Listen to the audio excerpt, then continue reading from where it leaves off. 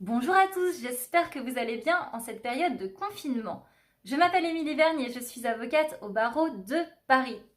Aujourd'hui, je vous parle des contrefaçons de brevets et plus exactement, quand est-ce qu'on peut parler de contrefaçon de brevet.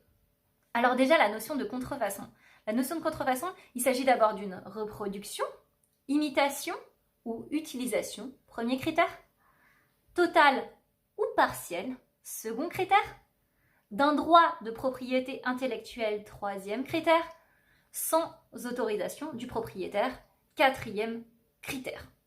Et il existe 4 types de contrefaçons, à savoir d'abord la contrefaçon d'identifiants commerciaux, la contrefaçon de création artistique ou de design, la contrefaçon de création technique et la contrefaçon de logiciels.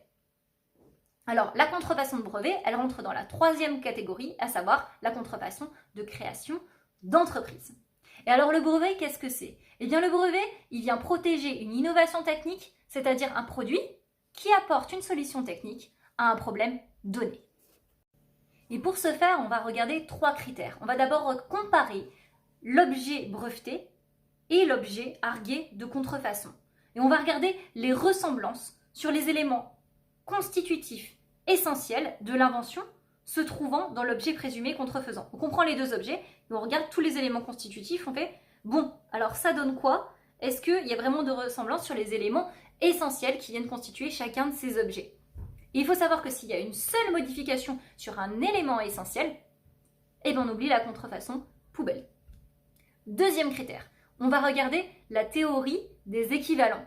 Bah oui, parce que le remplacement d'un élément essentiel de l'invention par un autre qui assure exactement la même fonction pour un résultat qui est de même nature, bah non, en fait, ça ne fonctionne pas. Il s'agit également d'une contrefaçon. Voilà, on ne peut pas contourner le système comme ça par une théorie d'équivalent. Et puis, il y a un troisième point qui a été créé par la jurisprudence, c'est-à-dire l'interprétation de la loi par les juges. Et là, dans ce cas-là, on va dire qu'il y a une contrefaçon qui est partielle s'il existe une exploitation d'un élément d'une invention protégée qui consiste à combiner plusieurs moyens ou plusieurs autres éléments. Voilà.